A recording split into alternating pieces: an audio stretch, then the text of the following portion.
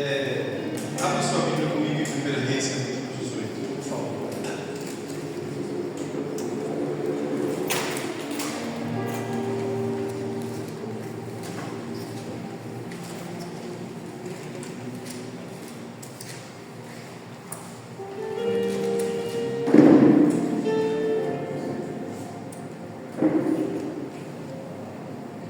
1 Reis 18, nós vamos ler do versículo 30 ao 39, embora eu deva utilizar todo o capítulo. Todo o capítulo, aliás, todo não, né? Eu vou utilizar a partir do capítulo, do versículo 21, mas de início nós vamos fazer a leitura do 30, do versículo 30 ao 39. Quem achou? Diga amém. 1 Reis 18, do versículo 30 ao 39. Então, Elias disse a todo o povo: chegai-vos a mim. E todo o povo se achegou a ele, e reparou o altar do Senhor que estava, fala assim, o altar estava quebrado. A Bíblia continua dizendo: Elias tomou 12 pedras, conforme o número das tribos dos filhos de Jacó, ao qual veio a palavra do Senhor dizendo: Israel será o teu nome. E com aquelas pedras edificou o altar em nome do Senhor. Depois fez um rego ao redor do altar, segundo a largura de suas medidas de semente. Então armou a lenha, dividiu o bezerro em pedaços e o pôs sobre a lenha. Me disse: enchei a água, 4 cântaros, e derramai sobre o holocausto sobre a lenha. E disse: fazei a segunda vez. E fizeram a segunda vez. E disse ainda: fazei a terceira vez. E fizeram a terceira vez. E de maneira que a água corria ao redor do altar, e ainda até o rego encheu de água. Sucedeu, pois, que, oferecendo-se a oferta de manjares, o profeta Elias se chegou e disse: ó Senhor, Deus de Abraão, e de Isaque, e de Israel, manifesta-te hoje que tu és Deus em Israel, e que eu sou o teu servo, e que conforme a tua palavra fiz todas essas coisas. Responde-me, Senhor, responde-me, para que esse povo conheça que tu, Senhor, és Deus, e que tu fizesse tornar o seu coração para trás. Então caiu o fogo do Senhor, e consumiu o holocausto, e a lenha, e as pedras, e o pó, e ainda lambeu a água que estava no rio. O que vendo todo o povo caiu sobre o seu rosto, e disse: só o Senhor é Deus, só o Senhor é Deus. Feche os seus olhos, coloque a sua Bíblia em direção ao seu coração, Senhor. Pai, essa é a tua palavra. Fique à vontade, Jesus, para ministrar o nosso coração.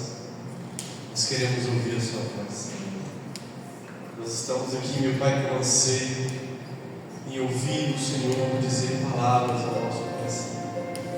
Fale conosco.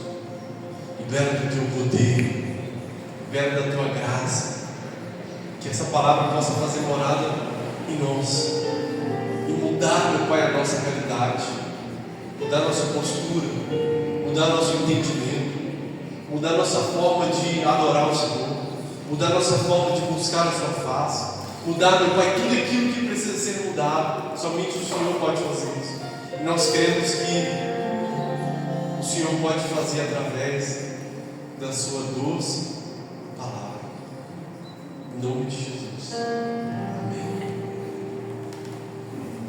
Irmãos, eu quero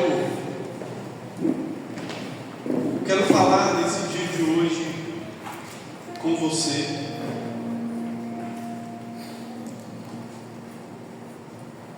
uma palavra que Deus, esses últimos dias, tem queimado no meu coração. E o tema dessa palavra é: restaure o altar quebrado. Repita comigo: restaurando o altar quebrado. A Bíblia vai dizer, irmãos, que no capítulo 18 de 1 Reis, Elias ele se apresenta diante do rei Acabe. E ele se apresenta diante do rei Acabe e fala com Acabe para ele reunir todos os profetas de Baal no Monte Carmelo. E aquele homem, aquele rei, assim fez. Ele reuniu ali naquele monte 400 profetas de Baal. E Elias lançou um desafio com eles. O desafio consiste em que eles apresentariam o seu sacrifício em cima do altar. Os 400 profetas de Baal, por sua vez, apresentariam primeiro, e depois Elias. E aquele Deus que respondesse com fogo seria o Deus de Israel.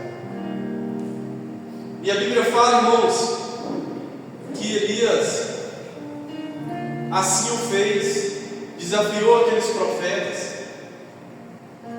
É bom nós lembrarmos que havia um tempo, falei semana passada, havia um tempo que não chovia sobre Israel. 3 anos e meio aproximadamente. E Elias, ele era um cara procurado por aqueles homens. Procurado porque eles entendiam que a escassez, a falta, a fome, a sede que estava pairando sobre Israel era culpa de Elias. Porque, obviamente, Elias tinha falado no capítulo 17 que enquanto ele não declarasse que deveria chover, melhor dizendo, que deveria chover, não ia chover novamente, e assim aconteceu. Então, agora aqui, 3 anos e meio depois, Elias volta naquele lugar, desafia aqueles homens, e no meio daquele desafio, eu gostaria de que nós aprendêssemos algumas coisas sobre e através dessa passagem bíblica. A primeira coisa, queridos, é que o altar, ele representa o nosso coração. O nosso coração, ele é um altar, ou deve ser um altar, para a morada de Deus, para a morada do Espírito Santo. E de antemão eu te pergunto, como que está o seu coração? O seu coração tem sido um altar para Deus? Será que o nosso coração tem sido esse altar para Deus? Precisamos aprender, irmãos, como Elias, e como Elias restaurou, como ele restaurou aquele altar, a fim de que nós possamos, à luz da palavra e pelo Espírito Santo, deixar, sobretudo, que o Espírito Santo, sem ser redundante, ele venha restaurar o nosso coração e venha fazer em nós aquilo que somente Deus pode fazer. Leonardo Ravenhill, ele dizia que o cristianismo, que não é sobrenatural, é superficial. Que tipo de cristianismo nós estamos vivendo? Será que nós temos vivido esses dias o sobrenatural de Deus? Ou será que nós temos vivido um cristianismo superficial? Agora, olhe para o texto. A Bíblia vai dizer, acompanha comigo aí, por favor, queridos, no versículo 21 do capítulo 18. Vamos tirar algumas lições aqui nessa noite. Capítulo 18, versículo 21. A Bíblia vai dizer assim, que Elias se achegou a todo o povo e disse: até quando cocheareis entre 2 pensamentos? Se o Senhor é Deus, segue. Se Baal, segue. Porém, o povo não lhe respondeu nada. A primeira coisa que nós precisamos olhar para a luz desse texto e trazendo para a nossa vida, como está o nosso coração, como está esse altar que se chama coração, é que até quando vocês vão viver com o coração dividido? Essa é a pergunta que Elias faz para aquele povo e que nós precisamos fazer para nós mesmos. Até quando nós vamos viver, e inclusive Deus faz para nós esse dia de hoje? Até quando nós vamos viver com o coração dividido? Irmãos, se tem algo que eu tenho a certeza, é que Deus ele não quer o nosso coração dividido. Agora eu te pergunto, o que faz com que o seu coração palpite de alegria? O que faz com que o seu coração queime? Como Jeremias ele vai dizer assim: olha, eu já tentei várias vezes falar do nome dele, eu já tentei parar, eu já falei inúmeras vezes que eu não vou falar dele, mas todas as vezes que eu pensei em falar isso, existe um fogo cerrado em meu peito que não me dá descanso. Que faz com que o seu coração esteja queimando? Porque muitas das vezes nós temos o coração dividido. Elias falou com aquele povo: olha, até quando vocês vão cochear entre dois pensamentos? Se é Deus que de verdade é o Deus de vocês, adora Ele. Agora, se é Baal, fica com Baal. Porque nós não podemos viver e continuar vivendo que o nosso coração, irmãos, não seja dividido, que o nosso coração não esteja em cima do muro. Ora, nós somos cristãos, ora, não somos. Ora, adoramos a Deus de verdade, ora, já não adoramos mais. Olha o que a Bíblia vai dizer lá em Tiago, capítulo 1, versículo 8. Vamos lá. Tem alguém aqui comigo? Tiago, capítulo 1, versículo 8. E também Tiago 4, 8. Tiago 1, 8. Tiago vai dizer assim: olha, o homem de coração dobre é inconstante em todos os seus caminhos. Pesado isso aqui, não é mesmo? Pessoas inconstantes, na maioria das vezes, é porque tem um coração dobre, não decidiu ainda em qual caminho vai andar, em qual caminho vai percorrer. Se você tem o seu coração com Jesus, aleluia, os seus caminhos, a Bíblia vai dizer em Provérbios que os passos do homem bom é confirmado pelo Senhor. Então, se você tem o seu coração nele, se você tem colocado o seu altar nele, continue. Mas olha o que a Bíblia está dizendo: que o homem de coração dobre é inconstante em todos os seus caminhos. Tudo que vai fazer há inconstância. Começa, para. Por quê? Porque o coração é dobre. Tem dois deuses no seu coração. A Bíblia vai dizer, Jesus Cristo vai dizer: você não pode servir a Deus e a Mamon, você não pode servir a Deus e a outro Deus, porque existe somente um Deus poderoso.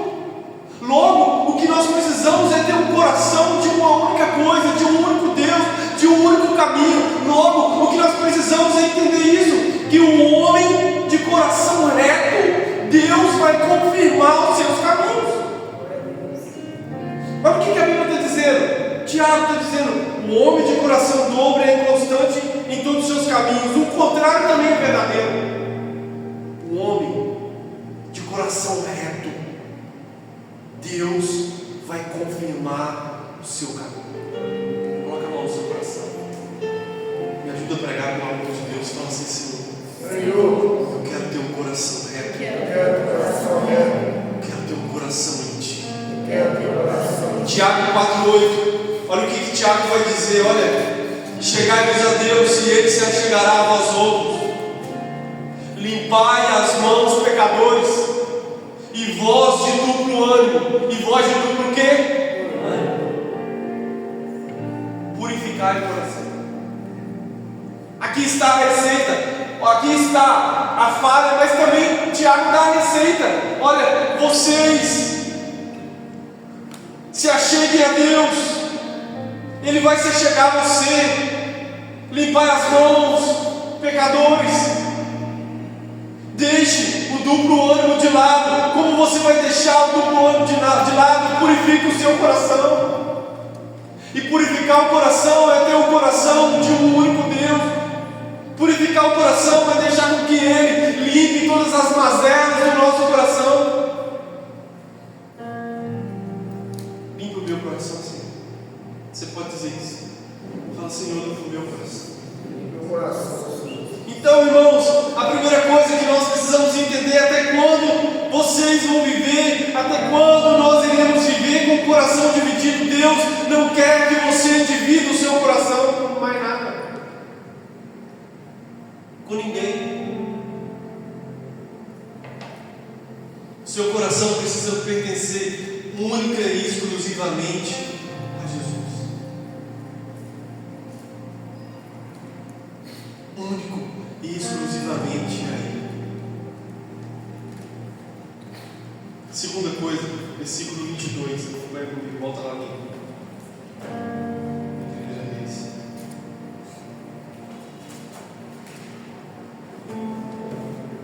versículo 22, a Bíblia vai dizer assim, olha, então disse Elias ao povo, só eu fiquei como profeta do Senhor. E os profetas de Baal são 450 homens. Deis-nos, pois, 2 bezerros. E escolheram para si um dos bezerros e o dividiram em pedaços. E o ponham sobre a lenha, porém não lhe metam fogo. E eu preparei um outro bezerro e porei sobre a lenha e não lhe meterem fogo. Então, invocai o nome do vosso Deus, e eu invocarei o nome do Senhor. E há de ser que o Deus que responder por fogo, esse será Deus. E todo o povo respondeu e disse, é boa essa palavra. E disse Elias aos profetas de Baal, escolhei para vós um dos bezerros, preparai o primeiro, porque sois muitos, e invocai o nome do vosso Deus, e não lhe metais fogo. Tomar o bezerro que lhe derem preparado, invocar o nome de Baal, desde a manhã até meio-dia, dizendo, Baal, responde. Porém, nem havia voz, nem sequer respondesse, e saltavam sobre o altar que se tinha feito. E sucedeu que ao meio-dia Elias zombava deles e dizia, clamai em altas vozes, porque Ele é um Deus, pode ser que esteja falando, ou que alguma coisa que fazer, ou que intente alguma viagem, porventura logo despertará. E eles clamavam com grande voz, e se retalhavam com facas e com lanceiras, conforme o seu costume, até derramarem sangue sobre si. Versículo 29, sucedeu que passando o meio-dia, profetizaram eles até que a oferta de manjares se oferecesse, porém não houve voz nem resposta, nem atenção alguma. Segunda coisa, altar quebrado, resposta nenhuma. Se o altar estiver quebrado, você não vai ter resposta. O altar estava quebrado e eles estavam gritando, se retalhando, cortando seu corpo. Baal, responde Baal, retalhando, cortando seu corpo. E Elias zombando do outro. Vamos lá, grita mais alto. Talvez ele está viajando, ou talvez ele esteja dormindo. Então, amados, altar quebrado não é resposta. Por quê? Porque Deus ele não aceita esse tipo de altar. Aqueles homens estavam gritando a um Deus que não tem poder. Eles fizeram de Baal o seu Deus. O altar estava quebrado e eles não alcançaram as coisas. Sem Deus na nossa vida, nós não vamos a lugar nenhum. Sem Cristo nesse altar que se chama coração, nós não vamos conseguir fazer nada. Muitas das vezes as pessoas estão assim, com o coração cheio de mágoa. Muitas das vezes as pessoas estão com o coração cheio cheio de maledicência, cheio de inveja, cheio de maldade, ódio, falta de perdão, tantas outras coisas. E aí, com o altar, volto a dizer que é o nosso coração dessa forma, não tem resposta. Com o altar quebrado, o céu não responde. Nós precisamos, irmãos, entender essa mensagem. Se há alguma coisa no seu coração, lembra dos versículos que nós lemos, Tiago 4:8, purifica o seu coração. Se há alguma coisa no seu coração que precisa ser arrancada nessa noite, purifique. Peça ao Senhor para tirar do seu coração tudo aquilo que Deus ele não quer que esteja ali. Aqueles homens estavam fazendo aquelas coisas e não alcançaram resposta nenhuma. Por quê?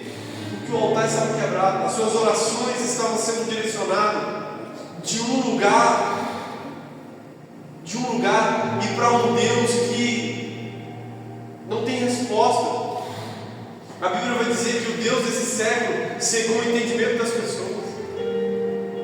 Logo, as pessoas querem vir para Jesus e continuar sendo as mesmas pessoas. Enquanto você vai falar com as pessoas, corrigi-las, exortá-las, com amor e carinho, segundo a palavra de Deus, elas não querem.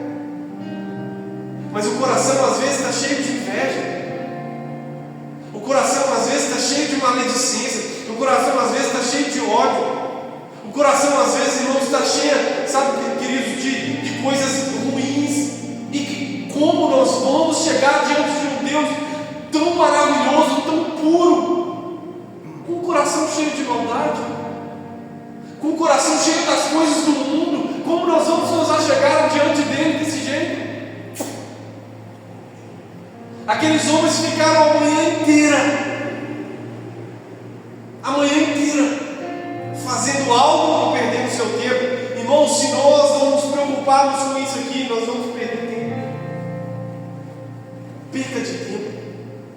Se nós não nos envolvermos e deixar Jesus limpar o nosso coração. Limpar o nosso coração. Agora, vamos lá. Terceira coisa, versículo 30, ele vai dizer assim, olha: então Elias disse a todo o povo: chegai-vos a mim. E todo o povo se achegou a ele e reparou o altar do Senhor que estava quebrado. Agora, irmãos, terceira coisa, repare o altar. Conserte esse altar como o altar deve ser: puro, limpo, santo. Não vai ser de qualquer maneira que Deus vai derramar o fogo dele sobre a nossa vida.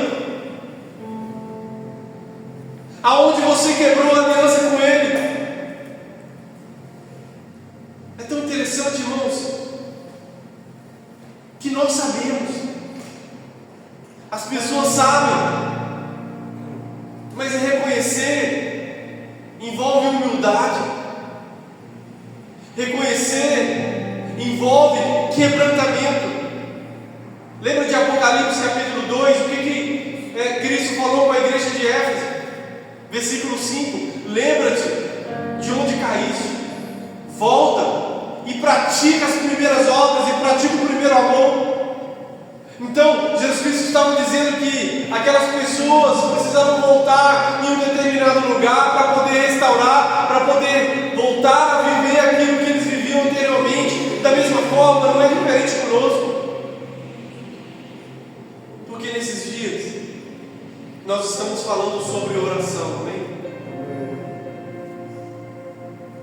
A importância da oração. Por que orar? Por que ser um intercessor? Mas um dos pontos importantíssimos da nossa caminhada como cristãos é todos os dias nós pedimos ao Senhor para restaurar esse altar que é o nosso coração. O mundo está cheio de maldade, nós somos falhos, nós erramos demais. Mas os filhos das bodas, lembra de uma vez? Os discípulos falaram com Jesus assim, depois deles terem sido decepcionados com algumas pessoas que não o receberam da forma que eles esperavam.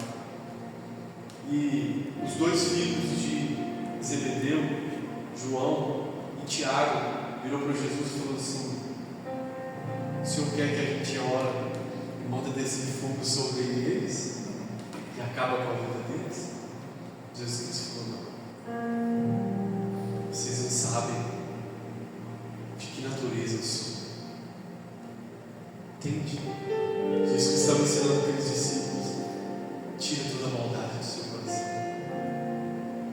Jesus que estava ensinando aqueles discípulos: restaure o altar que é o seu coração. Lembra-te de onde caíste. Não vai ser de qualquer maneira. Entende? Às vezes nós estamos orando, as pessoas estão orando: Senhor, vem, traga fogo. Queridos, eu até acredito que Deus vai derramar fogo sobre muitos lugares da nossa vida, muitas áreas da nossa vida, e o fogo representa o poder, mas não vai ser de qualquer maneira.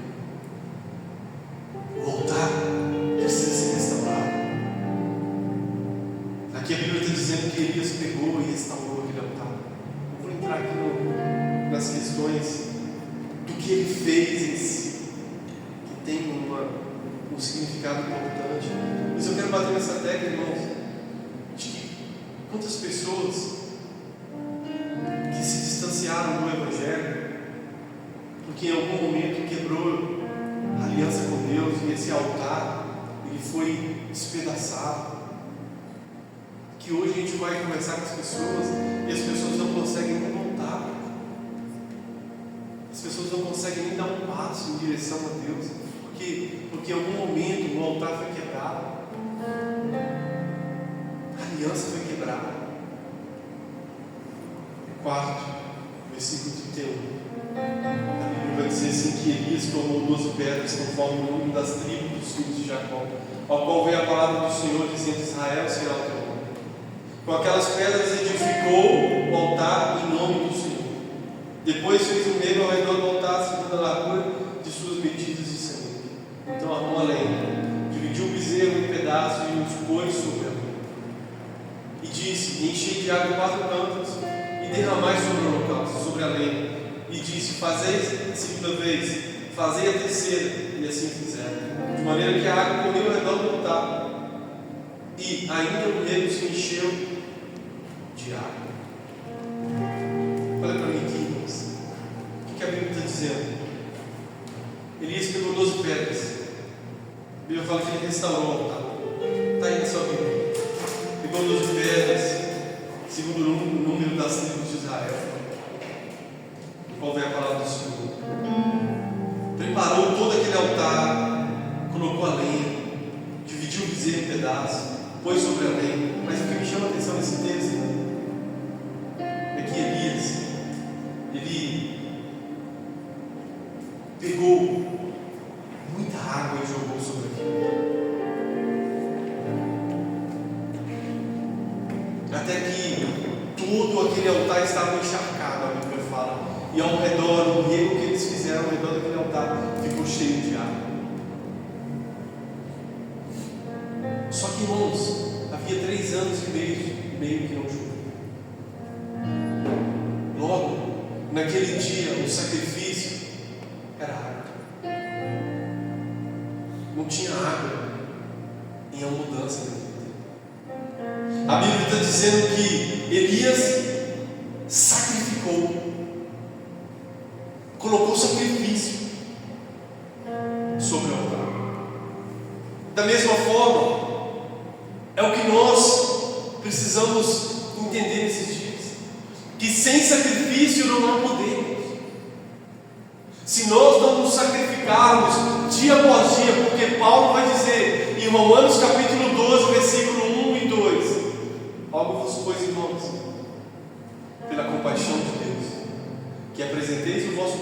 sacrifício vivo, santo e aprazível a Deus, que é o vosso culto racional.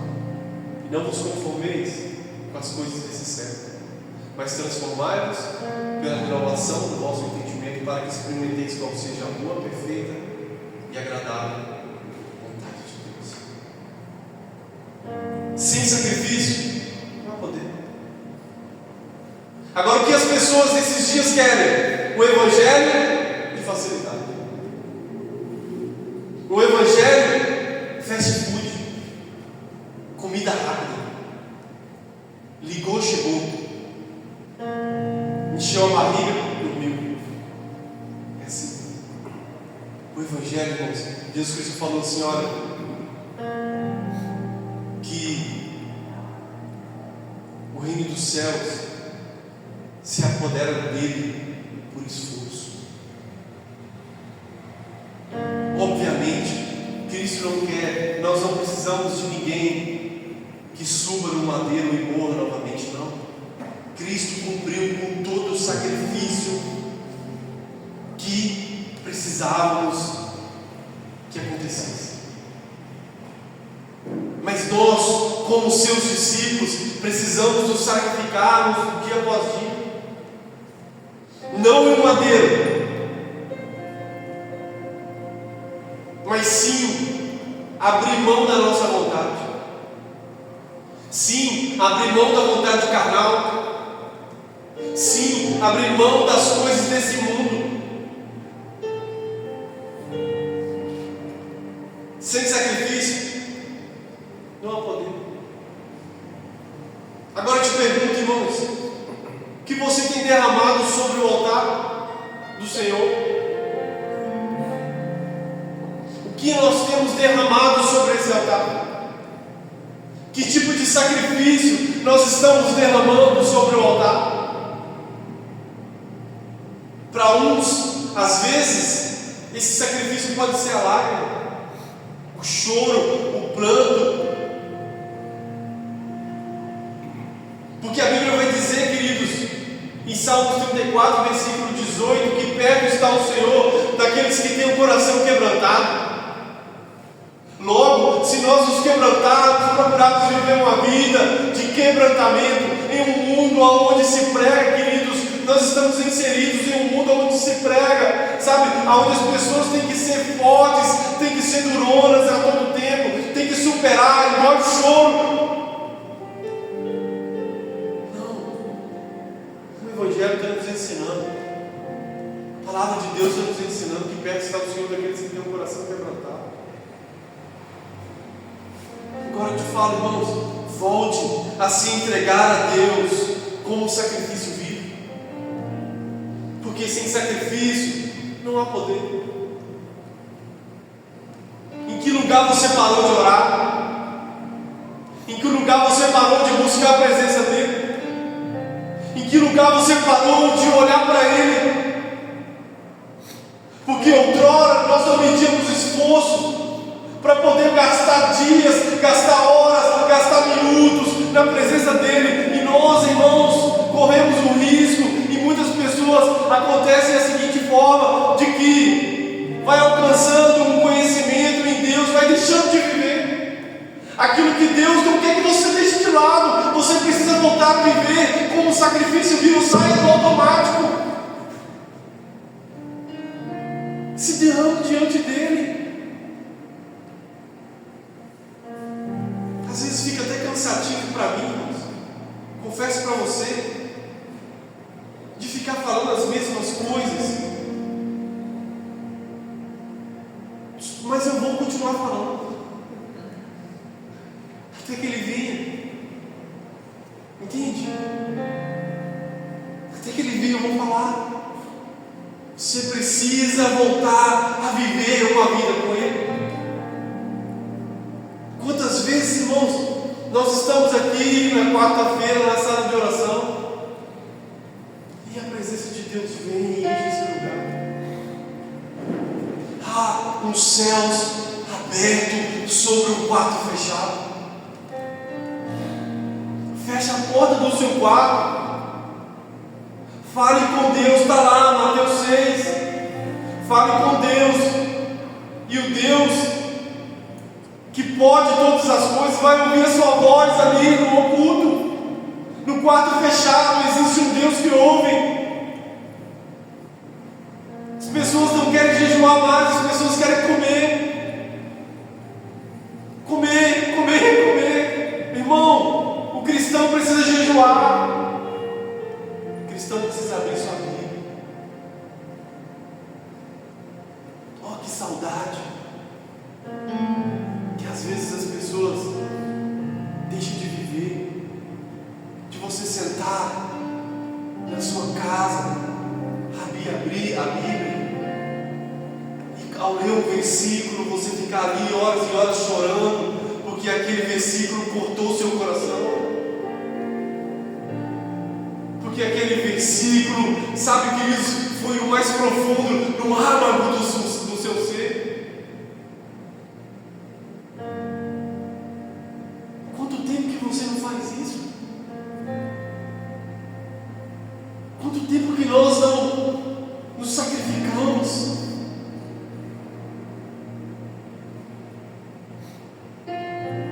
Fala assim, sem sacrifício não vai haver poder. É só nós olharmos, irmãos, para o poder que emana de Jesus para nós. E Ele se sacrificou no nosso lugar, amém? E hoje nós podemos desfrutar de uma vida plena. João 10,10 vai dizer: o diabo veio para roubar, matar e destruir, mas eu vim para vos dar vida, e vida em abundância. Irmãos, vida abundância não é você ter uma conta cheia de dinheiro. Vida abundância não é você ter uma casa da hora. Vida abundância não é você ter um carro da hora. Vida abundante é você ter um nome escrito no livro da vida. É você saber que se a trombeta soar, se Jesus Cristo te chamar para viver a eternidade com Ele, você vai estar lá e nada vai te impedir, porque você escolheu viver uma vida abundante com Cristo. Você viveu uma vida na contramão daquilo que o mundo dizia para você viver. O mundo dizia: vá por aqui, pegue o atalho. O mundo dizia: não, esse caminho não, esse caminho não vai dar em nada. Você acreditou no Evangelho, você abraçou o Evangelho, deixou o Evangelho te abraçar, logo a sua vida foi transformada. Agora, irmãos, quinto e último para nós finalizarmos. A Bíblia fala no versículo 36 ao 39 que Elias sucedeu, pois, que oferecendo a oferta de manjares, o profeta Elias se chegou e disse: ó Senhor, uma oração, Deus de Abraão, Deus de Isaac e de Israel, manifeste-se hoje que tu és Deus de Israel, que eu sou teu servo, e que conforme a tua palavra fiz todas essas coisas. Responde-me, Senhor. Responde-me para que esse povo conheça que tu, Senhor, és Deus e que tu fizeste tornar o seu coração para trás. Então caiu o fogo do Senhor, consumiu o holocausto, a lenha, as pedras, o pó ainda lambeu a água que estava nele. O que veio de todo o povo caiu sobre o seu rosto e disse: só o Senhor é Deus, só o Senhor é Deus. Se você restaurou o seu altar, se você tem se sacrificado dia após dia diante de Deus, se você limpou o seu coração, agora sim, ore a Deus e o fogo cairá. Ore a Deus, que Ele fez tudo certinho. Tudo certinho. Restaurou o altar, colocou sacrifício, orou. Então nós precisamos fazer as coisas corretas, aquilo que Deus espera que nós façamos. Ore a Deus e o fogo vai cair. A oração precede o fogo. A oração, guarde essa Guarde isso no seu coração. A oração precede o fogo. A Bíblia está dizendo, irmãos, que ele orou e falou: ó Deus, ó Senhor, Deus de Abraão, de Isaac, de Israel. Ele estava lembrando aqui das promessas. Lembre das promessas que Deus te fez, daquilo que Ele te prometeu. A Bíblia vai dizer que Ele não é homem para que minta, nem filho do homem para que prometa e não cumpra. Tudo aquilo que Ele prometeu vai se cumprir. Porque a oração, ela precede o fogo. A oração vem antes do fogo. Deus quer derramar fogo em áreas da sua vida. E o fogo representa o quê? Poder, irmãos. Glória, transformação. Aonde Deus ele vem, aonde a realidade de Deus vem, irmãos, aquele ambiente, aquela pessoa é transformada. Agora, irmãos, alguns versículos para nós finalizarmos. Levíticos 6:13 fala assim: o meu coração, o meu coração é o altar do Senhor. E a Bíblia vai dizer em Levíticos 6:13 que o fogo precisa arder continuamente sobre o altar. Hebreus 12:29.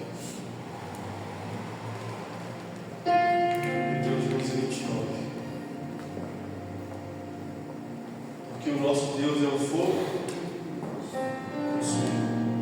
Jeremias 23:29.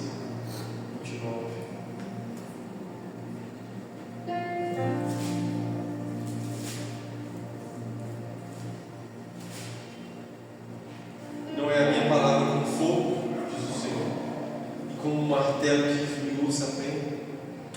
Deus está falando que a palavra dele é como fogo. Lucas 3:16.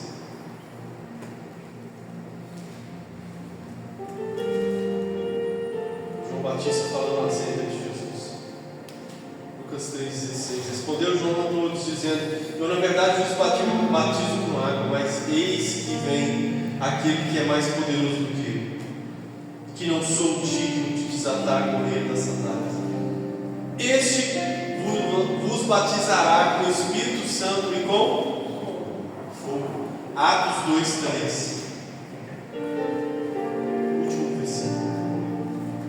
Hoje. Atos 2:3.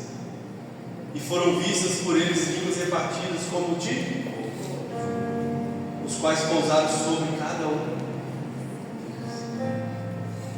Entende isso, irmãos? Que Deus, Ele quer que a gente ore. Restaure o altar e ore. Que fogo cai. É o poder de Deus, irmão. Então, para concluir, restaure o altar quebrado. Se sacrifique diariamente. Ore e receba o fogo de Deus. Irmãos, às vezes parece que a gente é saudosista, né? Mas quantas vezes, queridos, que nós participávamos quando era criança de vigílias, e o fogo descia. Quantas vezes, irmãos, nós subíamos no monte para orar e o poder de Deus descia. Agora eu quero te dizer algo: Deus não mudou. Ele quer derramar fogo, Ele quer derramar poder sobre a nossa vida. Logo, o que cabe a nós é viver exatamente isso que Elias fez: restaurar o altar quebrado e orar e pedir ao Senhor: Senhor, derrama fogo.